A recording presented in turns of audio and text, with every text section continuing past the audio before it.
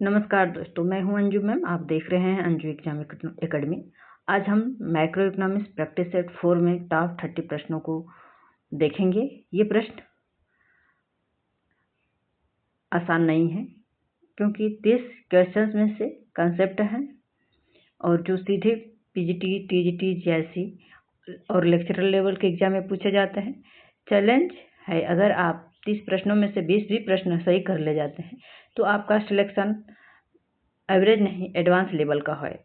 लेकिन ध्यान रहे, जो क्वेश्चन 17 है, 24 है, 23 है में 90% विद्यार्थी गलती करते हैं। इसलिए आप वीडियो को स्किप मत कीजिए क्योंकि हर क्वेश्चन के साथ कंसेप्ट भी क्लियर होगा और आपका स्कोर भी बढ़ेगा। दोस्तों, ये रहा आज का पहला प्रश्न। प्रश्न नंबर 1 है। प्रश्न नंबर 1 पर जाने से पहले मैं बता दूं, देखिए, सरकारी नौकरी का सपना देखने वाले तो बहुत हैं। क्या? सरकारी नौकरी का सपना देखने वाले तो बहुत हैं, लेकिन रोज मेहनत करने वाले बहुत ही कम हैं। तो आप उन लोगों में शामिल हो जाइए कि सरकारी नौकरी का सपना भी देखिए और रोज मेहनत भी करिए। तो आप उन दोनों लोगों से आगे रहेंगे। चलिए, आज का रहा ये पहला प्रश्न।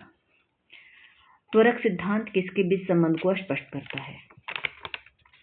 त्वरक सिद्धांत किसके बीच के संबंध को स्पष्ट करता है? प्रश्न नंबर 1 है, इसका ऑप्शन है उपभोग और बचत, ऑप्शन बी है निवेश और आय में परिवर्तन, ऑप्शन सी है मुद्रास्फीति और बेरोजगारी, ऑप्शन डी है निर्यात और आयात। त्वरक सिद्धांत किसके बीच के संबंध को स्पष्ट करता है? तो देखिए, जो त्वरक सिद्धांत है ना, वह निवेश और आय के बीच में संबंध को स्पष्ट करता है। ऑप्शन नंबर बी सही होगा। त्वरक सिद्धांत निवेश और आय में परिवर्तन के बीच के संबंध को स्पष्ट करता है। आइए जानते हैं कि त्वरक सिद्धांत होता क्या है। देखिए, एक्सेलरेटर प्रिंसिपल के अनुसार निवेश की मात्रा है, आय या मांग में होने वाले परिवर्तन पर निर्भर करता है। यदि वस्तुओं की मांग बढ़ती है तो उत्पादक उत्पादन क्षमता बढ़ाने हेतु अतिरिक्त निवेश करते हैं। इस प्रकार आय में थोड़ी वृद्धि भी निवेश में बड़ी वृद्धि उत्पन्न कर सकती है। ये रहा दूसरा प्रश्न। प्रश्नों का उत्तर आप कमेंट में जरूर दीजिएगा। Which economist developed the accelerator theory, यानी त्वरक सिद्धांत का विकास किस अर्थशास्त्री ने किया था? जेमकिंस ने, ऑफ्टालियन ने, एडम स्मिथ ने, पिगू ने। प्रश्न नंबर 2 का कौन सा उत्तर सही होगा? त्वरक सिद्धांत का विकास किस अर्थशास्त्री ने किया था?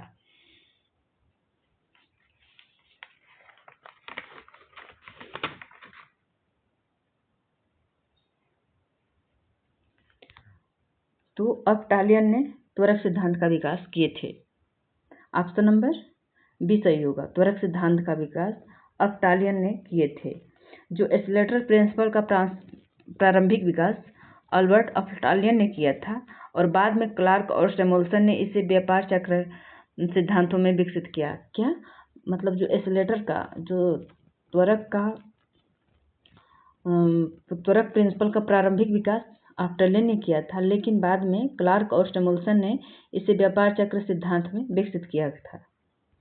प्रश्न नंबर 3 है, किन्स के अनुसार उपभोग किसका फलन है? किन्स के अनुसार उपभोग किसका फलन है? वर्तमान आय का, वेल्थ का, इंटरेस्ट रेट का, पॉपुलेशन का।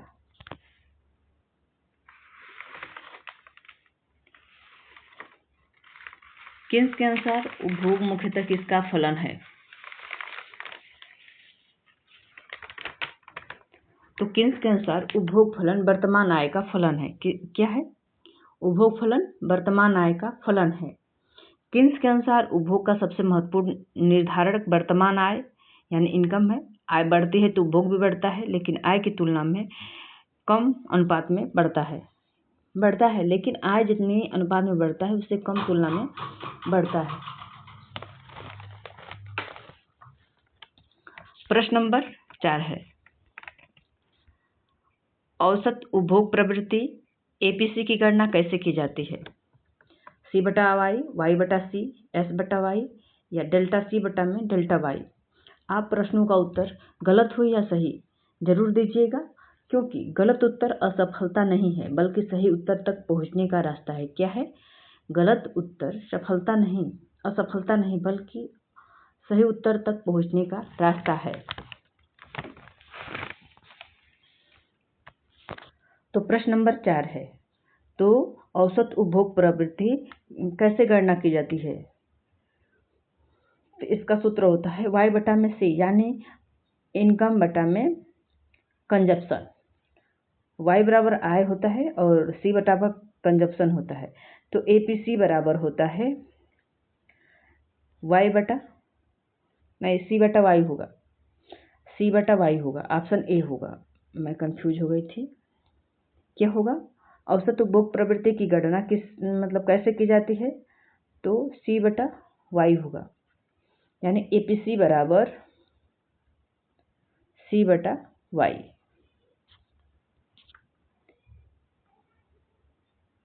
APC बताती है कि कुल आय का कितना भाग उपभोग पर खर्च किया गया है। सूत्र है APC बराबर कंजप्शन बटा में इनकम। अगला प्रश्न है, टोबिन का क्यू सिद्धांत किससे संबंधित है? टोबिन का क्यू सिद्धांत किससे संबंधित है? कंजप्शन से, इन्वेस्टमेंट से, इन्फ्लेशन से, अनएम्प्लॉयमेंट से। टोबिन का क्यू सिद्धांत किससे संबंधित है? तो जो टोबिन का क्यू सिद्धांत है, क्वेश्चन नंबर 5, वह इन्वेस्टमेंट से संबंधित है। किससे संबंधित है? इन्वेस्टमेंट से संबंधित है।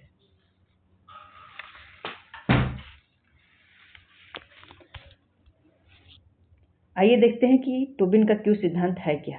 जेम्स टोबिन ने निवेश निर्णयों को समझाने के लिए क्यू रेशियो प्रस्तुत किया था। यदि कंपनी का बाजार मूल्य उसकी परिसंपत्तियों की प्रत्याशित लागत से अधिक हो, यानी क्यू इज ग्रेटर देन 1 हो, तो निवेश बढ़ने की संभावना है। क्या हुआ था?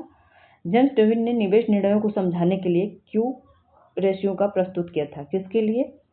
निवेश निर्णयों को समझाने के लिए।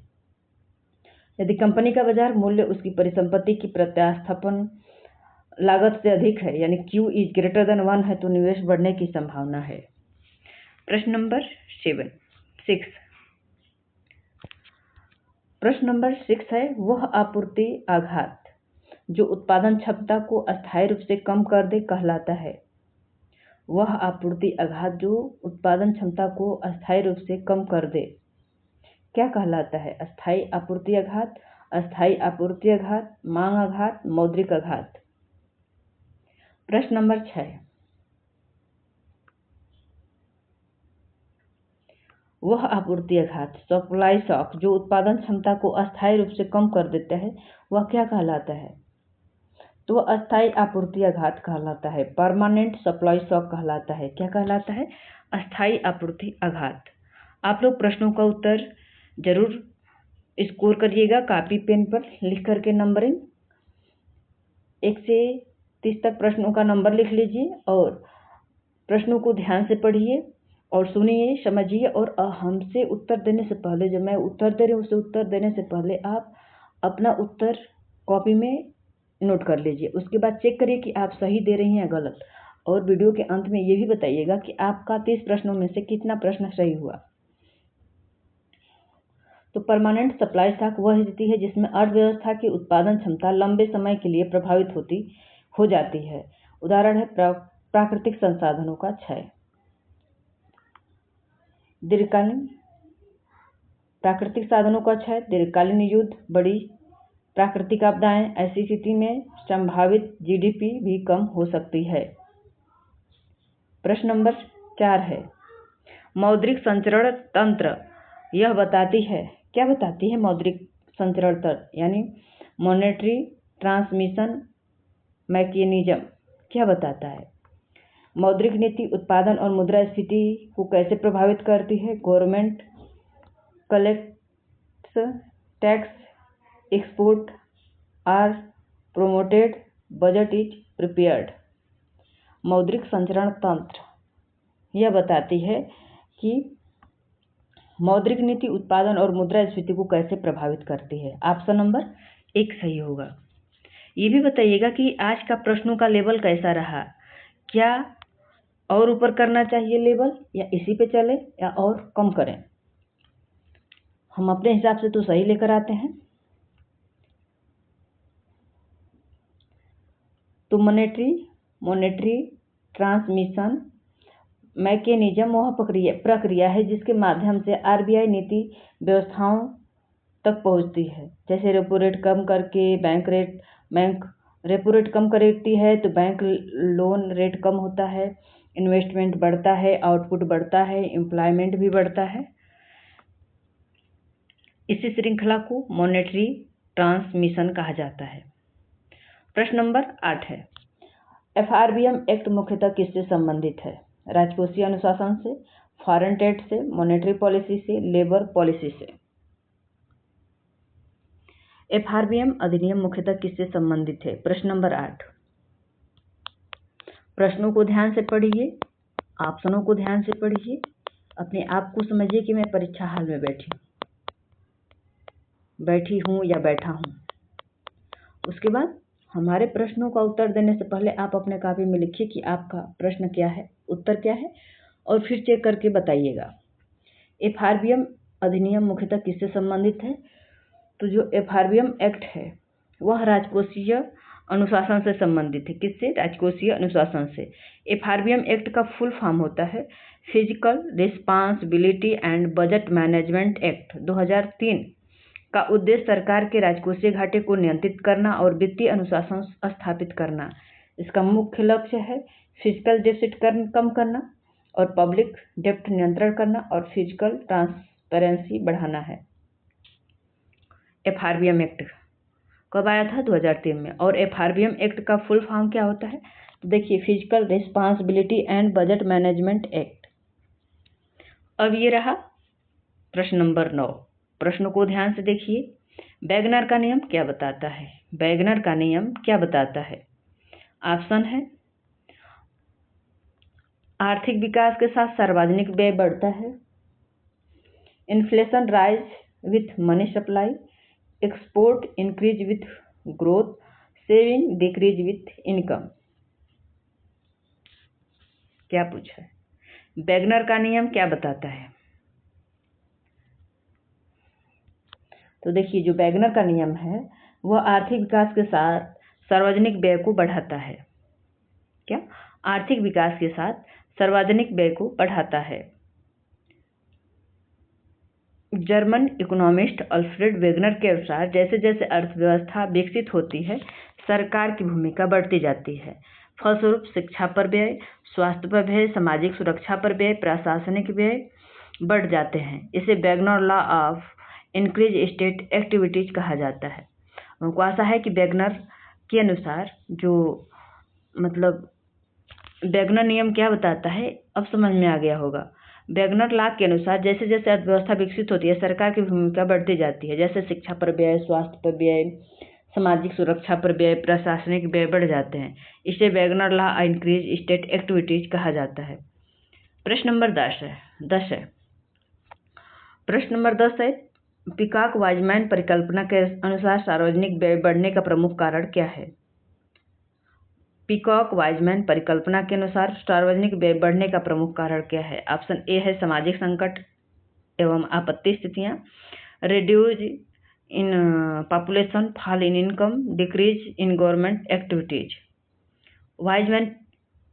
पीकॉक वाइजमैन परिकल्पना के अनुसार सार्वजनिक व्यय बढ़ने का प्रमुख कारण क्या है?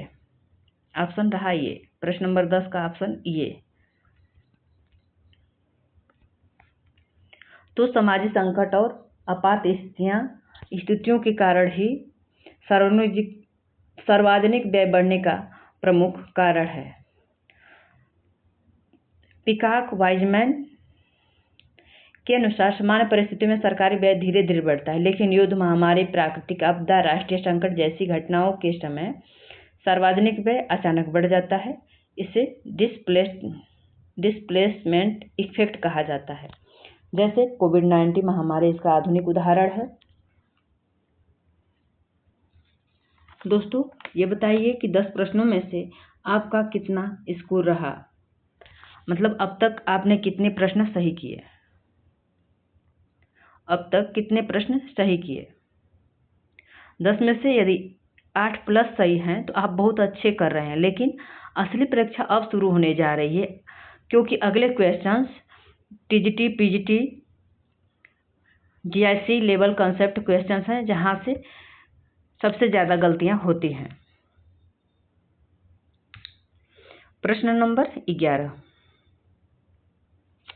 रिकार्डियन समतुल्यता सिद्धांत का विकास किसने किया था? रिकार्डियन समतुल्यता सिद्धांत का विकास किसने किया था? डार्विन रिकार्डो ने, रॉबर्ट बैरो ने, किन्स ने? ऑप्शन डी है सैमुअल्सन ने। प्रश्न नंबर 11 का उत्तर कौन सा सही होगा? रिकार्डियन समतुल्यता सिद्धांत का विकास किसने किया था? तो रिकार्डियन समतुल्यता का सिद्धांत, देखिए मैं जो लगा रही हूँ आप लोग भी वही लगा रहे होंगे, लेकिन ये नहीं है। रिकार्डियन समतुल्यता दे दिया, इसका मतलब ये थोड़ी है कि डेविस रिकार्डो होंगे, जी नहीं, रॉबर्ट बैरो जी हैं। रिकार्डियन समतुल्यता सिद्धांत का विकास रॉबर्ट बैरो ने किया था। ऑप्शन नंबर बी सही होगा। आइए देखते हैं, इसके बारे में थोड़ा और जान लेते हैं। रिकार्डियन इक्विवेलेंस थ्योरी को आधुनिक रूप से रॉबर्ट बैरो ने प्रस्तुत किया है। इस सिद्धांत के अनुसार यदि सरकार करों को कम करके ऋण लेती है तो लोग समझ जाते हैं कि भविष्य में कर बढ़ेंगे। इस सिद्धांत के अनुसार यह बताया गया है, यदि सरकार करों को कम करके ऋण लेती है तो लोग समझ जाते हैं कि भविष्य में कर बढ़ेंगे, इसलिए वे अतिरिक्त आय को खर्च करने के बजाय बचा लेते हैं और फलस्वरूप सरकारी उधारी का कुल मांग पर प्रभाव सीमित हो जाता है। प्रश्न नंबर 12 है, सीनियोरेज से क्या अभिप्राय है? सीनियोरेज से क्या अभिप्राय है? Profit earning by issuing currency, यानी मुद्रा जारी करने से प्राप्त लाभ, tax revenue, export earning, interest income. जो सीनियोरेज है, ये इससे क्या अभिप्राय है? दोस्तों बता दूं कि यदि चैनल को पे आप नए हैं तो सब्सक्राइब जरूर कर लीजिएगा।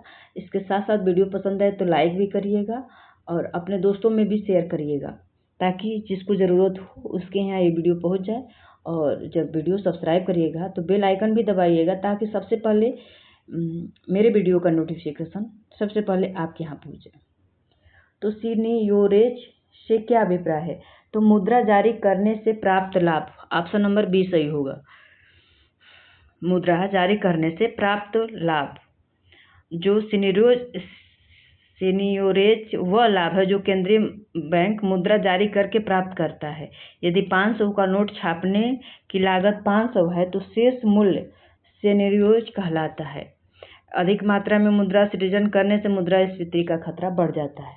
अब हमको आशा है कि सीनियोरेज जो है कंसेप्ट आपको क्लियर हो गया होगा, क्योंकि सीनियोरेज वह लाभ है जो केंद्रीय बैंक मुद्रा जारी करने से पहले प्राप्त करता है।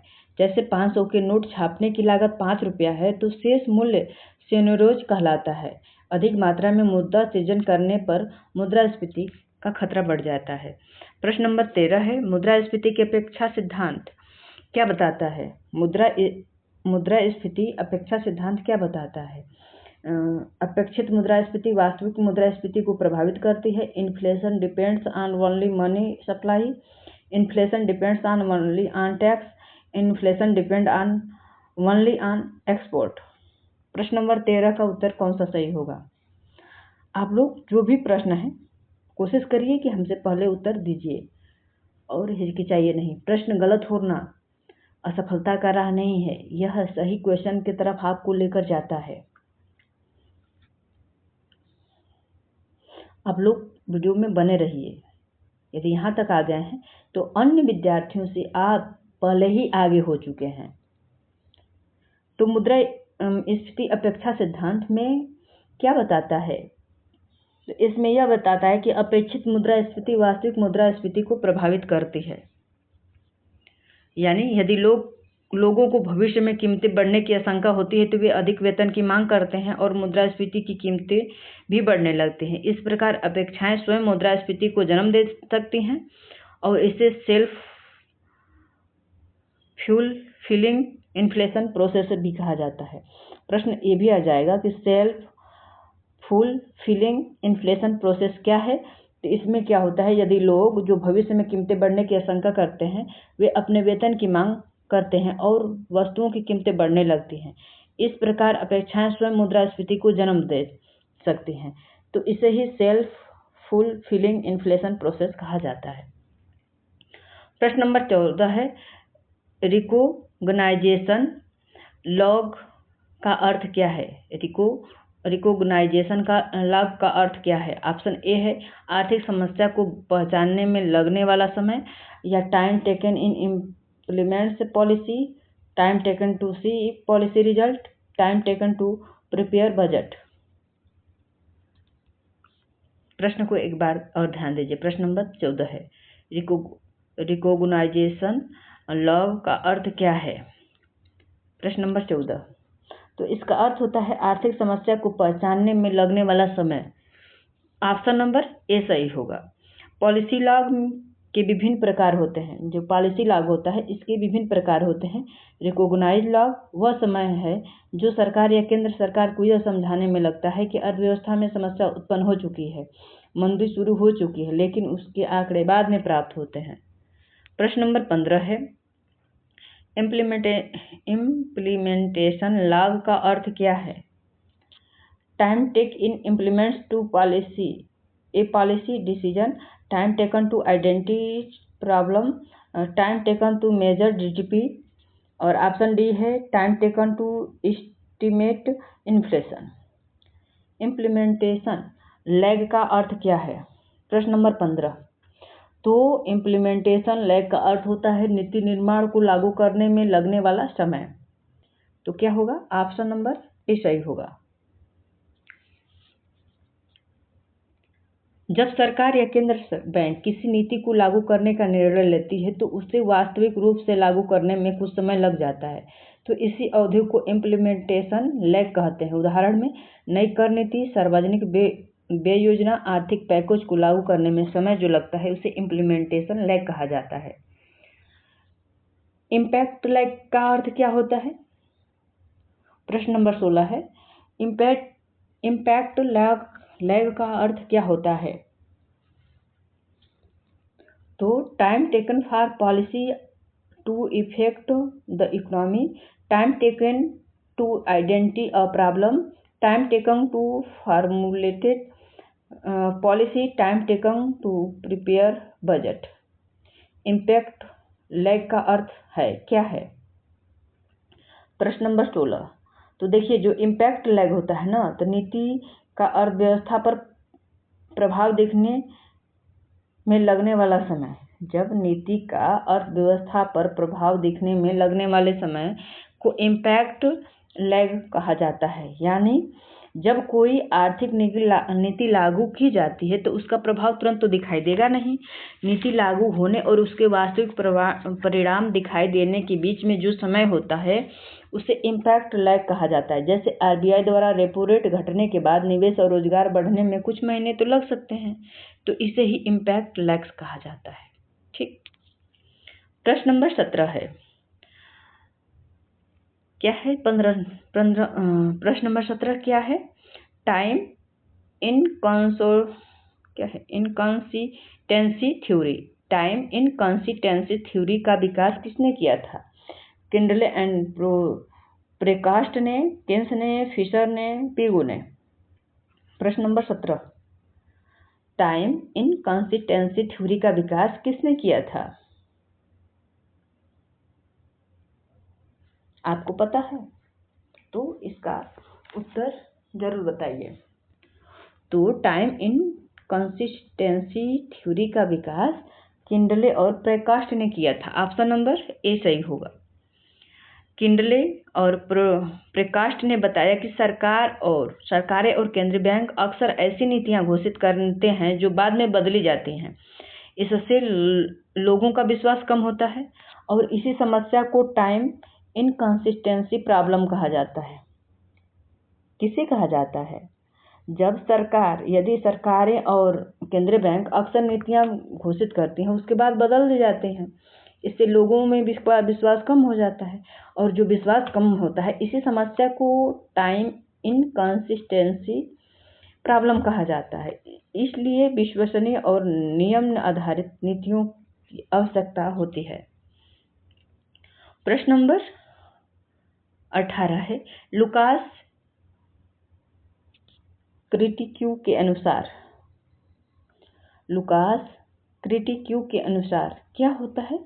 ऑप्शन ए है economics policies change people's behaviour, या ऑप्शन बी है inflation depends only on money supply, GDP depends on investment, या ऑप्शन डी है अनएम्प्लॉयमेंट इज ऑलवेज वॉलंटरी।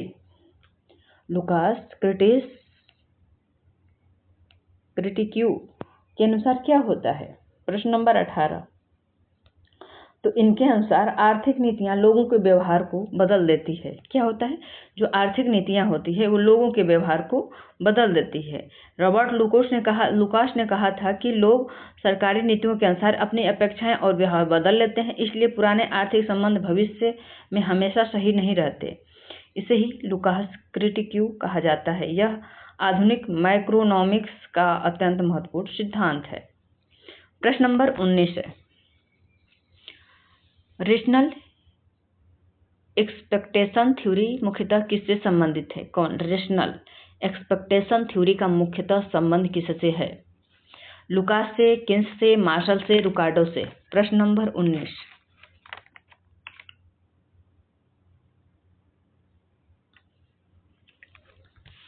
तो देखिए, रेशनल एक्सपेक्टेशन थ्योरी मुख्यतः रॉबर्ट लुकास से संबंधित है। किससे? रॉबर्ट लुकास से संबंधित है। रेशनल एक्सपेक्टेशन थ्योरी के अनुसार व्यक्ति उपलब्ध जानकारी का उपयोग करके भविष्य के बारे में तार्किक अनुमान लगाते हैं। यदि सरकारें कोई पूर्वानुमान नीति अपनाती है तो लोग पहले से ही उसके प्रभाव को अपने निर्णयों में शामिल कर लेते हैं। इसी सिद्धांत को न्यू क्लासिकल इकोनॉमिक्स को मजबूत आधार दिया है। प्रश्न नंबर 20, पॉलिसी इनइफेक्टिवनेस प्रोपोर्शन किसके द्वारा प्रतिपादित किया गया था? क्या है प्रश्न? पॉलिसी इनइफेक्टिवनेस प्रोपोर्शन किसके द्वारा प्रतिपादित किया गया था? सॉर्जेट एवं बालेस, किन्स और हिक्स, हैरोल्ड और डोमर, और सैमुएल्सन और सोलो। प्रश्न नंबर 20 का उत्तर कौन सा सही होगा? पॉलिसी इनइफेक्टिवनेस प्रोपोर्शन किसके द्वारा प्रतिपादित किया गया था? तो ये सॉर्जेट एवं बालेस द्वारा प्रतिपादित किया गया था। दोस्तों, अगर आप यहाँ तक वीडियो में बने हुए हैं तो आप बाकी कैंडिडेट से पहले ही आगे निकल चुके हैं। अब आने वाले 10 क्वेश्चंस पूरे प्रैक्टिस सेट के सबसे इम्पॉर्टेंट क्वेश्चंस हैं। इन्हें एग्जाम हॉल में पहचान लिया तो सिलेक्शन के चांस कई गुना बढ़ जाएगा। और आप लोग गलत उत्तर देने से मत हिचकिचाइए, क्योंकि गलत उत्तर देना असफलता नहीं है, इससे ये सफलता की तरफ पहुंचाता है। जो गलत उत्तर है वह असफलता नहीं है, यह सफलता यानी सही उत्तर तक पहुंचाता है। और दोस्तों, एक बार और याद दिला दूं, यदि चैनल में नए हैं तो सब्सक्राइब कर लीजिएगा, वीडियो पसंद आए तो लाइक करिएगा और अपने दोस्तों में भी शेयर करिएगा। और वीडियो जब बंद हो जाए तो कमेंट जरूर करिएगा, क्योंकि जो कमेंट आप लोगों का आता है ना तो हमें मोटिवेशन का कार्य करता है।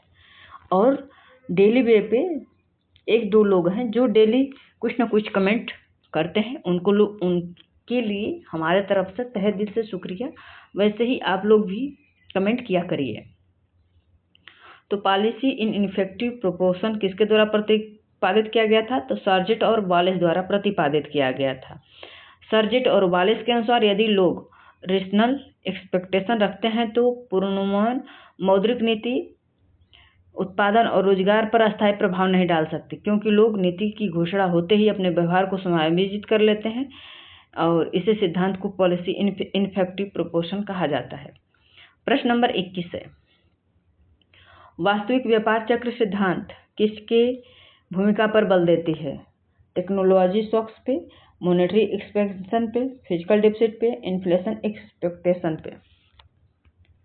तो जो वास्तविक व्यापार चक्र सिद्धांत है, आरबीसी थ्योरी, किसकी भूमिका को बल देती है? तो ये टेक्नोलॉजी और शॉक्स यानी तकनीकी आघात पर बल देती है।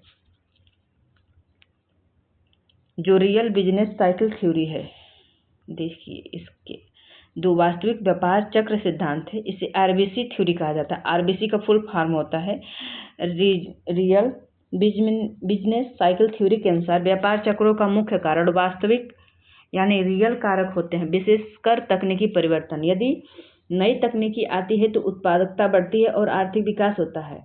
यदि तकनीकी प्रगति धीमी पड़ जाती है तो उत्पादन और रोजगार भी प्रभावित हो सकते हैं। प्रश्न नंबर 22 है, रियल बिजनेस साइकिल थ्योरी मुख्यतः किससे संबंधित है?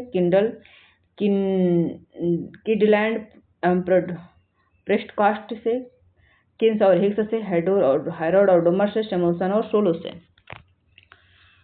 रियल बिजनेस साइकिल थ्योरी मुख्यतः किससे संबंधित है? प्रश्न नंबर 22, ये किंडल एंड प्रेस्टकास्ट से संबंधित है। ऑप्शन नंबर ए सही है। आइए देखते हैं। और जो आरबीसी थ्योरी प्रेस्टकास्ट और किंडल ने विकसित किया था। इस सिद्धांत में माना गया है कि आर्थिक उतार चढ़ाव सरकारी नीतियों से नहीं बल्कि उत्पादकता और तकनीकी परिवर्तनों से उत्पन्न होती है।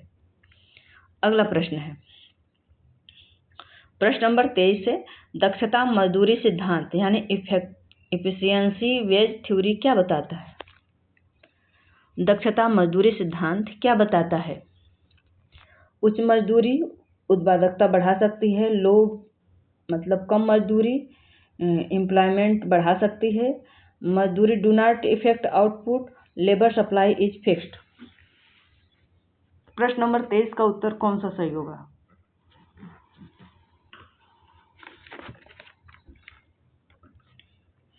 दक्षता मजदूरी सिद्धांत क्या बताता है? तो यह बताता है कि उच्च मजदूरी उत्पादकता बढ़ा सकती है। ऑप्शन नंबर ए सही होगा। यानी इफेक्टिव वेज थ्योरी के अनुसार यदि श्रमिकों को अधिक मजदूरी दिया जाएगा तो वह उनका स्वास्थ्य बेहतर होगा, कार्यक्षमता बढ़ती है, अनुपस्थिति कम होती है और उत्पादकता बढ़ती है। इस प्रकार नई कंपनियां बाजार दर से अधिक वेतन देती हैं।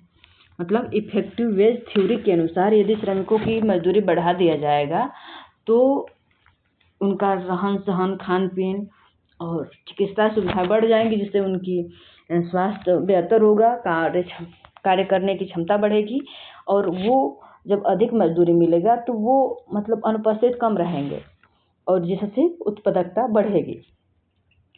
प्रश्न नंबर 24 है, बेरोजगारी में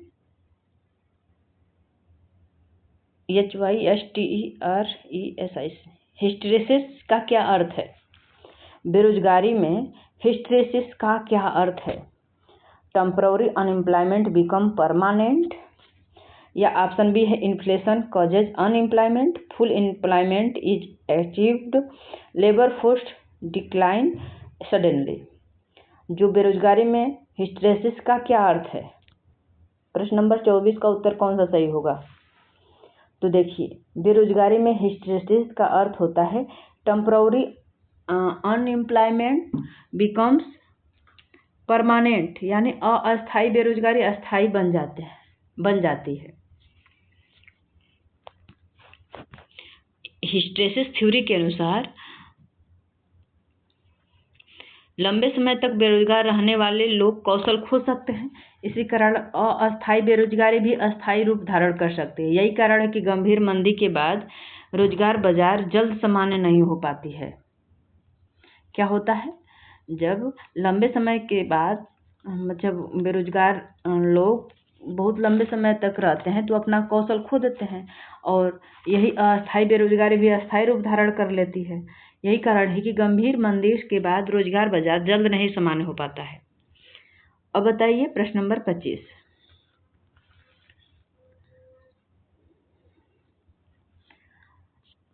नेहरू का पूर्ण रूप क्या है? Non accelerating inflation rate of unemployment, national average inflation rate unit, normal annual income rate unit, national adjustment inflation rate rule. Nehru का पूर्ण रूप क्या है? प्रश्न नंबर 25।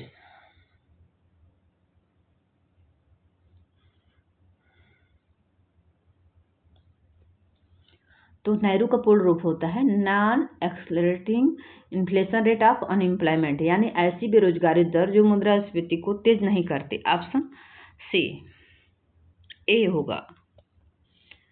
नेहरू वह बेरोजगारी दर है, मतलब नेहरू वह बेरोजगारी दर है पर मुद्रास्फीति स्थिर रहती है। यह बेरोजगारी नेहरू के नीचे चली जाए तो मजदूरी और कीमतें पर दबाव बढ़ सकता है और मुद्रास्फीति तेज हो सकती है। यह फिलिप्स कर्व के आधुनिक रूप से जुड़ी हुई महत्वपूर्ण अवधारणा है। नेहरू क्या है? फिलिप्स कर्व के आधुनिक रूप से जुड़ी हुई महत्वपूर्ण अवधारणा है। दोस्तों बता दूं, रोज पढ़ने वाला छात्र है कभी पीछे नहीं रहता, भले ही उसकी शुरुआत धीरे धीरे दूसरों से धीमी क्यों नहीं हुई हो। यानी रोज जो पढ़ने वाला छात्र है वो पीछे कभी नहीं रहता, भले ही उसकी शुरुआत दूसरे से धीमी क्यों न हो। सिलेक्शन स्पीड से नहीं कंसिस्टेंसी से मिलती है। इसलिए आप लोग डेली प्रैक्टिस करिए, डेली पढ़ाई करिए, टारगेट बनाइए, उसे अचीव करिए और उसके बाद इधर उधर ज़्यादा समय न बिताइए, क्योंकि जुलाई के अंतिम में संभावना बन रही है कि नई शिक्षक भर्ती देखने को मिले और जुलाई के प्रथम वीक में टीजीटी और पीजीटी दोनों का रिजल्ट आने की संभावना है। देखिए कब तक देते हैं, लेकिन संभावना बन रही है कि जुलाई के फर्स्ट वीक यानी 10 से पहले आने की संभावना है। तो आप लोग अभी से लग जाइए और अपना पढ़ाई फिर दोबारा स्टार्ट कर दीजिए और टारगेट करके अपने पढ़ाई को आगे बढ़ाइए। ठीक, प्रश्न नंबर, और जो भी पढ़िए रोज रोज पढ़िए, उसको हफ्ते में रिवीजन करिए, छोड़ देने पे भूल जाता है। जो पढ़िए उसको अच्छे से नोट्स बनाइए, उसका रिवीजन करिए प्रॉपर, ताकि आपको आगे बढ़ने में कोई नहीं रोक सकते। इसलिए कहा जाता है कि रोज रोज पढ़ने वाला छात्र कभी पीछे नहीं रहता, भले ही उसकी शुरुआत दूसरों से धीमी क्यों न हो। सिलेक्शन स्पीड से नहीं कंसिस्टेंसी से मिलती है, याद रखिएगा। प्रश्न नंबर 26 है, न्यू क्लासिकेशियन अर्थशास्त्र किस पर बल देता है? प्राइस और वेज रेगुलेटी पे, प्राइस फ्लेक्सिबिलिटी और ऑफ प्राइस पे, परफेक्ट फ्लेक्सिबिलिटी ऑफ प्राइस पे, नॉन गवर्नमेंट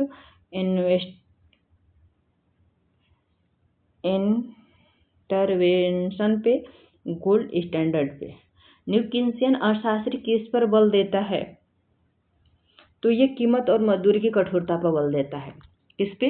न्यू केन्सियन अर्थशास्त्र कीमत और मजदूरी की कठोरता पर बल देता है। यानी न्यू केन्सियन इकोनॉमिस्ट का मुख्य तर्क है कि वास्तविक दुनिया में कीमतें और मजदूरी तुरंत नहीं बदलते। इसी कारण अल्पकाल में बेरोजगारी और उत्पादन में उतार चढ़ाव उत्पन्न होते हैं। यही प्राइस रिग्रेटी और वेज रिग्रेटी आधुनिक केन्सियन सिद्धांत का आधार है।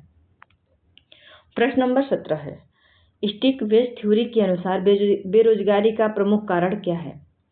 स्टिकी वेज थ्योरी के अनुसार बेरोजगारी का प्रमुख कारण क्या है? Way do not fall quick during recession, यानी मंदी के दौरान मजदूरी शीघ्रता से नहीं घटती। Excessive export, high saving, low population. प्रश्न नंबर 27, स्टिकी वेज थ्योरी के अनुसार बेरोजगारी का प्रमुख कारण क्या है? तो है मंदी के दौरान मजदूरी शीघ्रता से नहीं घटती। Option number A. Sticky wage theory के अनुसार मजदूरी नीचे की ओर कठोर होती है। मंदी आने पर भी मजदूरी तुरंत नहीं घटती, परंतु श्रम की मांग कम हो जाती है और बेरोजगारी उत्पन्न हो जाती है। प्रश्न नंबर 28 है, स्टिकी प्राइस थ्योरी के अनुसार फर्में बार बार कीमतें क्यों नहीं बदलती? जो स्टिकी प्राइस थ्योरी के अनुसार फर्में बार बार कीमतें क्यों नहीं बदलती? मेन्यू लागत के कारण, एक्सपोर्ट रिस्ट्रिक्शन के कारण, लेबर माइग्रेशन के कारण, फिजिकल डिफिसिट के कारण।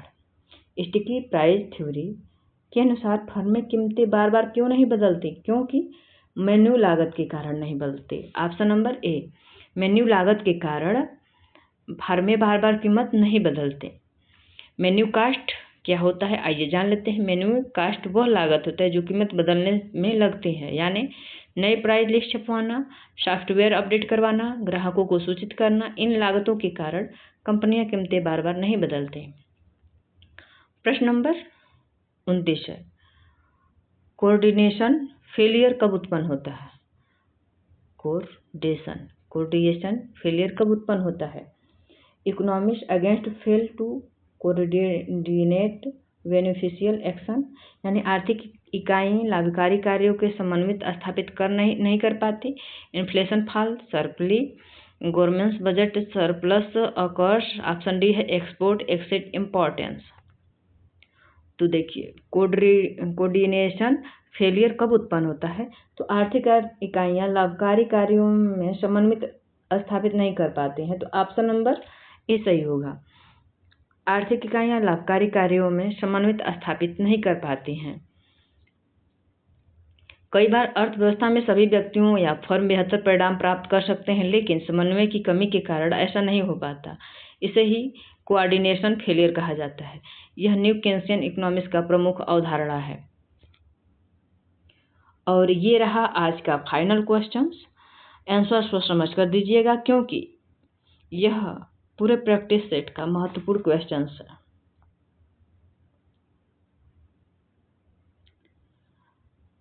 इन्फ्लेशन बेस्ड थ्योरी क्या बताती है? इन्फ्लेशन बेस्ड थ्योरी क्या बताती है? पॉलिसी मेकर में creates high inflation then socially optimal. Inflation always induces growth. Inflation is caused by only tax. Inflation is always beneficial. तो इन्फ्लेशन बेस्ड थ्योरी क्या बताती है? तो ये बताती है कि नीति निर्माता सामाजिक रूप से उचित स्तर से अधिक मुद्रास्फीति उत्पन्न कर सकता है। क्या?